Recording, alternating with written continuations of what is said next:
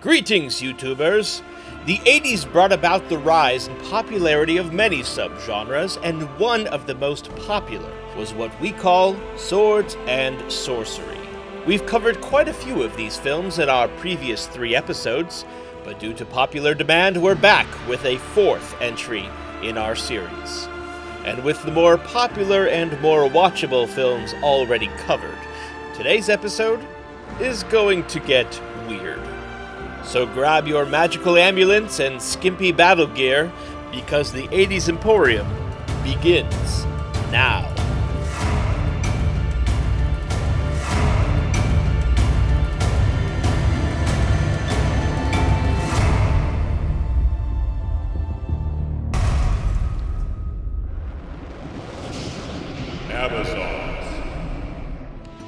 The Dahomey Amazons were a real-life, all-female army that was located in West Africa, in modern-day Benin. It's the same group depicted in 2022's The Woman King.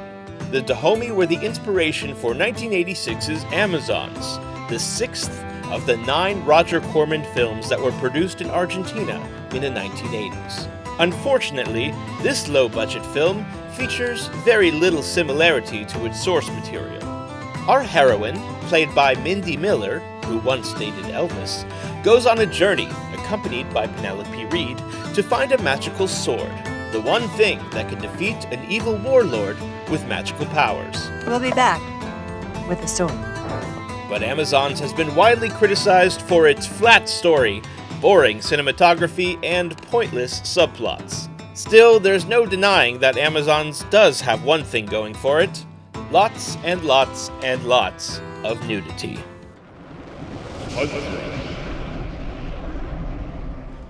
Another film focusing on Amazon women was 1983's Hundra, starring Lorene Landon, who is widely known for her role in the Maniac Cop films.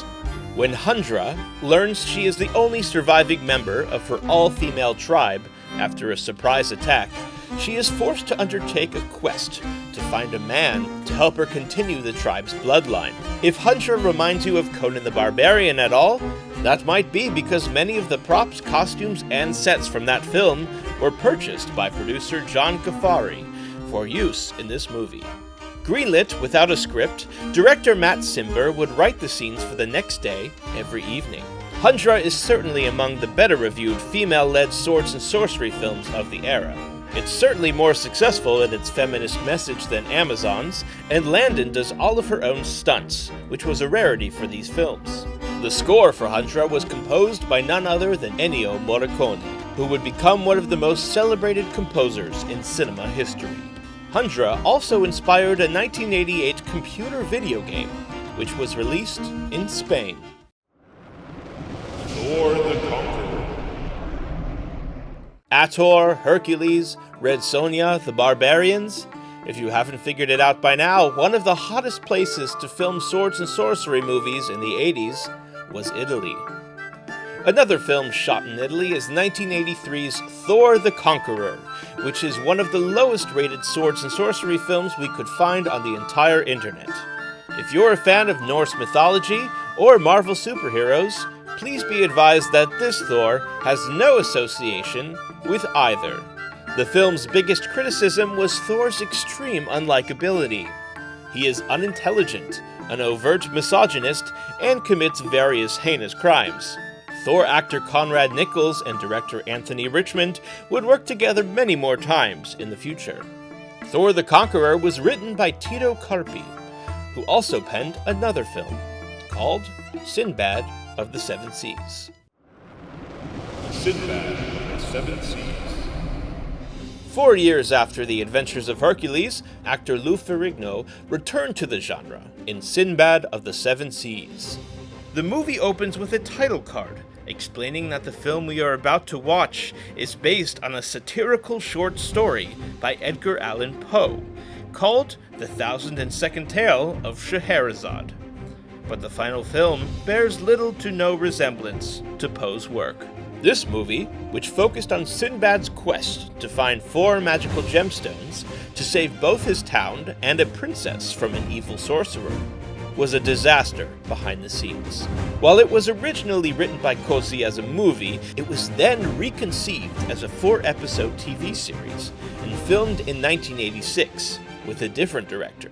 Cannon Films hated the result and shelved it for a few years before bringing back Cosi to re-edit the 4 hours worth of footage. They also filmed some new footage of a mother reading a story to her daughter to help frame the movie. Please tell me a story, Mommy. All right, sweetie. I'll read you a story. It's a very strange story. And that is how 1989's Sinbad of the Seven Seas came to be. However, the film was received so poorly that it went straight to VHS in most countries. Despite feeling very episodic, Sinbad encounters a lot of interesting adversaries on his adventures, such as zombies, rock monsters, a ghost king, living armor, evil Amazons, an evil twin, and, this thing. Sinbad of the Seven Seas was a major flop, but has become a cult classic. If you're enjoying this video, the best way to support our channel is by visiting the 80's Emporium online shop at shop.80'semporium.com.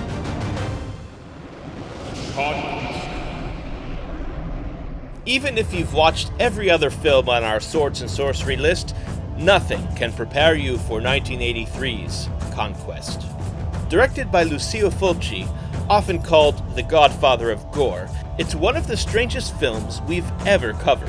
The film is about an evil and topless sorceress who wants to get her hands on a young warrior's magic bow. Protecting the boy is a warrior named Mace, who can talk to animals.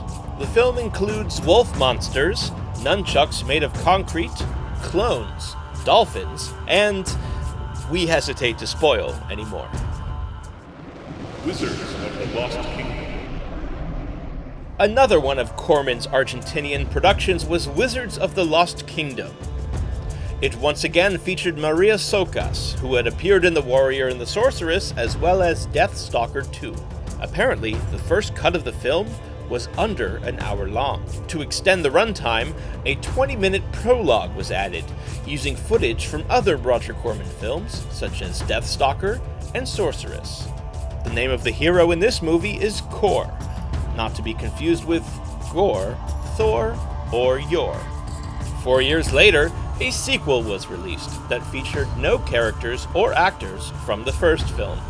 Wizards of the Lost Kingdom 2 is largely made up of scenes from other Roger Corman Swords and Sorcery movies, including Barbarian Queen, Deathstalker, The Warrior and the Sorceress, and Amazons.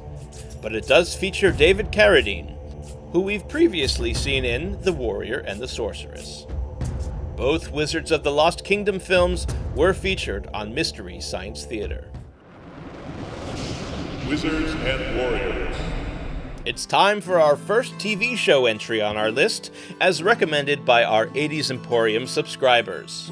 Before Game of Thrones and Xena Warrior Princess, we had Wizards and Warriors.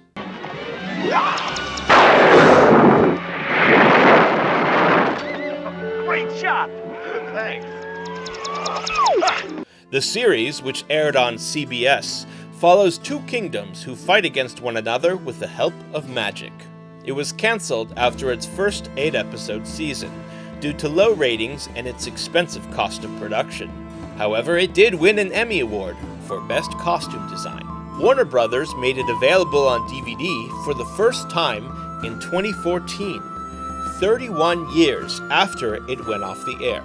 Had the show continued, creator Don Rio has said that it would have been revealed that the show was set not in the distant past, but the faraway future, where humankind has reverted back to more primitive ways.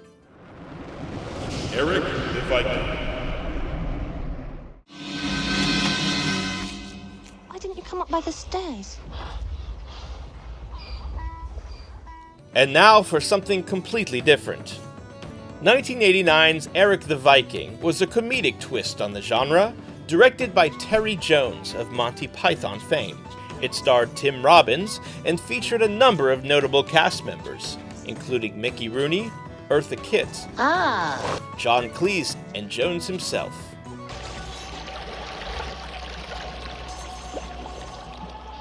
till we meet in Valhalla.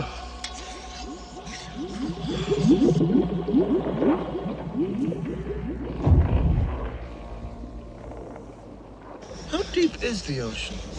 Wait! Nobody kill anybody. And so we conclude another episode of our ever-growing series on swords and sorcery films of the 1980s. Before we conclude, we'd like to give a special thank you to the folks at Pulse for sending us a copy of their book entitled Barbarians, From Conan to He-Man. It is truly a beautiful volume, with lots of gorgeous full-color pictures and posters, and it contains a wealth of information that helped us with the creation of this episode. It makes a perfect gift for anyone who is interested in swords and sorcery films of the 1980s. You can obtain your own copy at pulsestore.net. Now I want to hear from you. Do you remember watching any of these films? What's your favorite? Dare we make a part 5? Let us know your thoughts in the comments. Why don't you talk to me? You know the drill. Help us out by liking this video and sharing with your friends and enemies. Subscribe to be the first to know when we post new videos, and follow us on social media at 80's Emporium for good old-fashioned nostalgic fun. Thanks for watching. We'll see you next time, and may Krong be with you.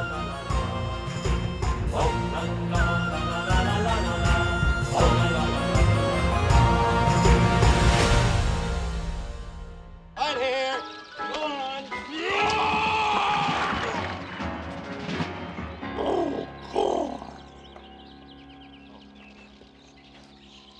Hi. I understand you're having your brother for dinner.